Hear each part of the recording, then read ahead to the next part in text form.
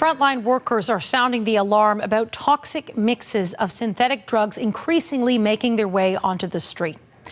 Operators at one addictions clinic in downtown Edmonton say they're seeing more dangerous cocktails of drugs in the substances people are using. That includes unexpected drugs and new chemicals that don't respond to overdose reversal.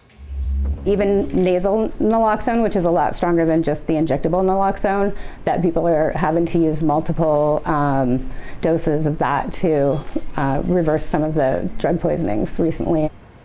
Edmonton set an all-time monthly peak of 87 deaths related to opioids in March.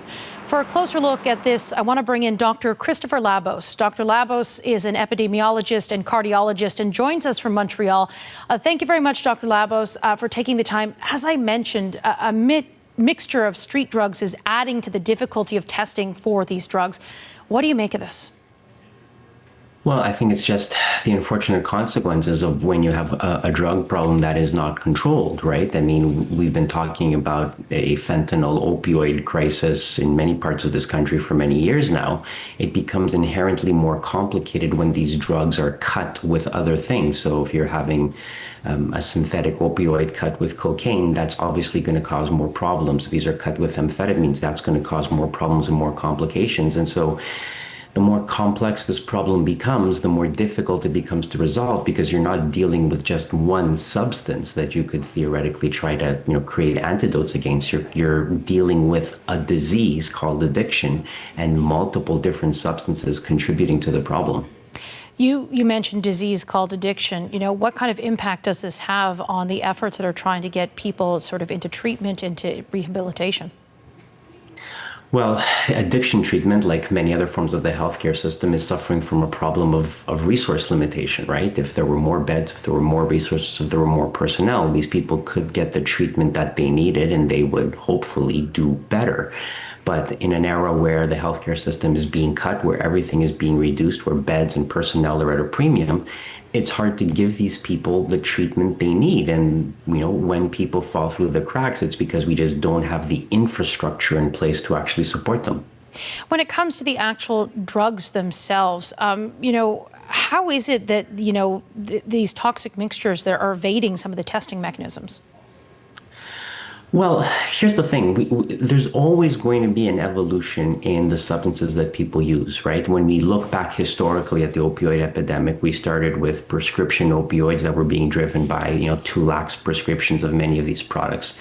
That then evolved into a fentanyl problem, that then evolved into a synthetic opioid problem, that now has evolved into a different problem where you're having these medications cut with other things. So this is to some degree what always happens. The product always changes, which is why limiting supply is never going to be the solution to the drug problem. The problem always has to be limiting demand. I mean, the war on drugs has been, I don't want to say unsuccessful, but it has had limited success, because if you turn off the tap on one thing, something else will come in to fill the gap. And so this is what we always see. We always see different substances evolving because the market is always going to be there, no matter how effective your efforts are at controlling the original substance you were trying to target.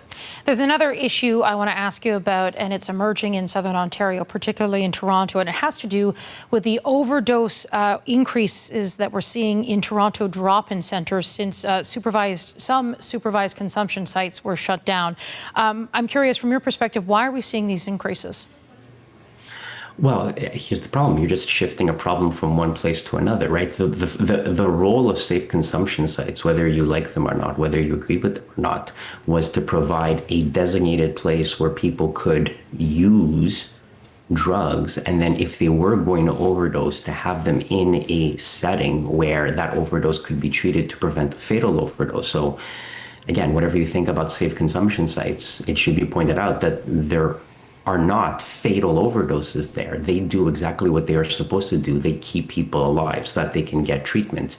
So if you close these places down, you haven't addressed the underlying issue of drug addiction. Somebody who is addicted to drugs is just going to go somewhere else to use their product, and maybe it won't be in your neighborhood, and maybe that's appealing to some people, but these people are still going to use drugs. They are still going to overdose, and you're still going to have to deal with that in some way. You're just now dealing with it in a potentially less well-equipped well-equipped area with less well-trained personnel. I was going to say, what kind of pressure does this put on the staff at these drop-in centers? Do they sort of have the same kind of experience and training as you might see at a safe injection site?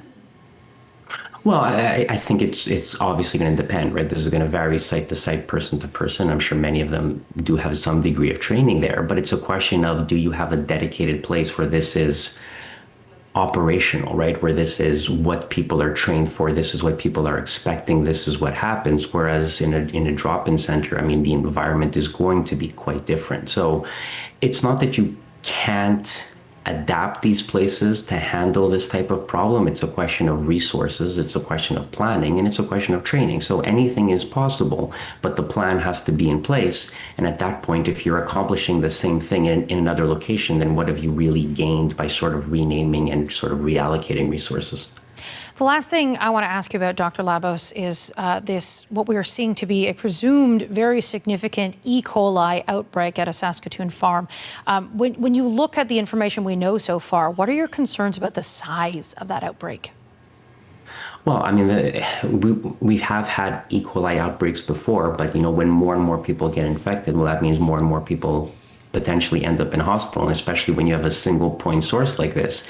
There's always some difficulty in tracking everybody down to make sure they get the relevant treatment if necessary, if they're starting to exhibit symptoms. So E. coli outbreaks like this have the potential to be fatal. I think most people remember the Jack in the Box outbreaks back, decades ago. But we have a tendency to think that this is just going to cause a little bit of diarrhea and people will get better. No, people will die, especially when it's some of the more invasive strains of E. coli that are out there, which appears to be the case in this situation. Okay, Dr. Christopher Labos, thank you for your time this morning. My pleasure. You take care.